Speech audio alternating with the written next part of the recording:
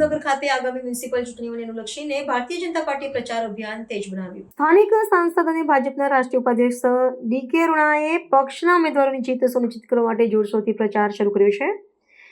તાજેતરમાં યોજાયેલી જાહેર સભામાં તેમણે કેન્દ્રીય નેતૃત્વ સાથે મળીને મતદારોને ભાજપની વિકાસલક્ષી વિચારધારા સાથે જોડાવા અનુરોધ કર્યો હતો. આ ચૂંટણી પ્રચારમાં ભાજપના રાષ્ટ્રીય મહાસચિવ નીતિન નબીન સહિતના વરિષ્ઠ નેતાઓ પણ જોડાયા હતા અને કાર્યક્રમમાં નવો જોશ ભર્યો હતો. પોતાના સંબોધનમાં ડી.કે. રૂણાએ રાજ્યની કોંગ્રેસ સરકાર પર આકરા પ્રહારો કર્યા હતા. તેમણે આક્ષેપ કર્યો હતો કે વર્તમાન સરકાર માત્ર વોટ બેંકના રાજકારણમાં રાજતી હોવાથી સામાન્ય જનતાની સુખાકારીની અવગણના કરી રહી છે. ખાસ કરીને મહિલાઓને માસિક આર્થિક સહાય અને યુવાનોને રોજગારી જેવી ચૂંટણી વચનો પૂર્ણ કરવામાં સરકાર નિષ્ફળ રહી હોવાનો દાવો તેમણે કર્યો હતો. મહબૂબનગરના સર્વાંગી વિકાસ માટે કેન્દ્ર સરકારની યોજનાઓનો લાભ સીધો લોકો સુધી પહોંચે તે માટે નગરપાલિકાઓમાં ભાજપનું શાસન હોવું અનિવાર્ય હોવાનું તેમણે ભારપૂર્વક જણાવ્યું હતું. ઉલ્લેખનીય છે કે તેલંગાણામાં 11મી ફેબ્રુઆરીએ મ્યુનિસિપલ ચૂંટણીઓ યોજાવા જઈ રહી છે, જેને 2028ની વિધાનસભા ચૂંટણી પૂર્વેની સેમીફાઇનલ તરીકે જોવામાં આવે છે.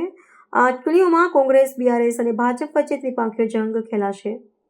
ડી.કે. અરુણા અને પ્રદેશ નેતૃત્વનો દાવો છે કે લોકસભા ચૂંટણીમાં મળેલા જનસમર્થન બાદ હવે સ્થાનિક સ્વરાજ્યની ચૂંટણીઓમાં પણ ભાજપ શાનદાર પ્રદર્શન કરશે અને શહેરી વિસ્તારોમાં પોતાની પકડ વધુ મજબૂત બનાવશે. దాన్ని కూడా చేపిస్తున్నాం. మరి ఈరోజు కాలేజీలు యూనివర్సిటీకి పైసలు 100 కోట్ల పైన యూనివర్సిటీకి రిలీజ్ చేసినాం. మున్సిపాలిటీకి 800 కోట్లు మొదలైనది కేంద్ర ప్రభుత్వం ఇచ్చింది. అదేవిధంగా 7 మంది ఎమ్మెల్యేలు కాంగ్రెస్ వాళ్ళు ఉన్నా నరేంద్ర మోదీ ప్రధానమంత్రి కావాలని పాలమూరు ప్రజలు అరుణమ్మని ఎంపీగా గెలిపించిండ్రు.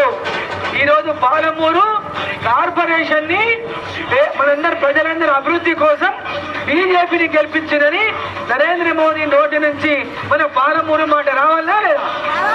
మరి రావాలంటే మనం గెలిపియాలా లేదా? కేంద్రం పైసలతోనే ఇది అభివృద్ధి జరుగుతున్నది. ఇది ఒకటి ఇంకొకటి గుర్తుపెట్టుకోండి, కాంగ్రెస్ పార్టీ ఎట్లా మోసం చేసింది. మార్పు మార్పు మార్పు అన్నారా? టీఆర్ఎస్ మార్చండి, మార్పు కోసం మా ఓటేయండి అన్నారు.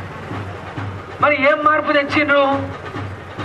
ఆయన లక్షల కోట్ల రూపాయల ప్రాజెక్టుల మీద అప్పులు తెచ్చి పేదలకు 2000 పెన్షన్ ఇచ్చి 2 బెడ్రూమ్ల ఇళ్ళని మోసం చేసి కేసీఆర్ మోసం చేసిండని కదా పడి కాంగ్రెస్ వస్తే మార్పు అంటుంది, ఏమో చేస్తుందని కదా ఓట్లేసారు. వాళ్ళు చెప్పిన మాట నిలబెట్టుకున్నారా? 2000 పెన్షన్ 4000 చేసిందా? 4000 పెన్షన్ వచ్చిందా? ఇట్లా 2500 18 ఏళ్ళు దాటిన ప్రతి మహిళకు 2500 ఇస్తా అన్నారు. ఇచ్చిందమ్మా?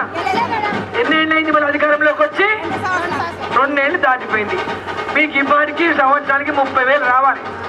60,000 మీకు నష్టం చేసిండు. రేపు పొద్దున ఇస్తే కూడా ఈ 60,000 కలిపి ఇవ్వాలి. వాళ్ళు ఇవ్వాలంటే ఎట్లా చేయాలి?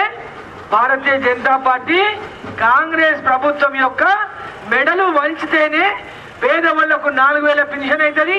వాళ్ళు చెప్పిన మాట 2,500 మహిళలకు ఇవ్వాలంటే ఈరోజు కొట్లాడే శక్తి కేవలం భారతీయ జనతా పార్టీకే ఉన్నది. కొట్లాడి మీకు ఇప్పియాలంటే మరి భారతీయ జనతా పార్టీ గెలవాలా లేదా? వాళ్ళు ఇచ్చిన మాట నిలబెట్టుకోకుండా ఓటు అడిగే హక్కు ఉందా? ఉందా?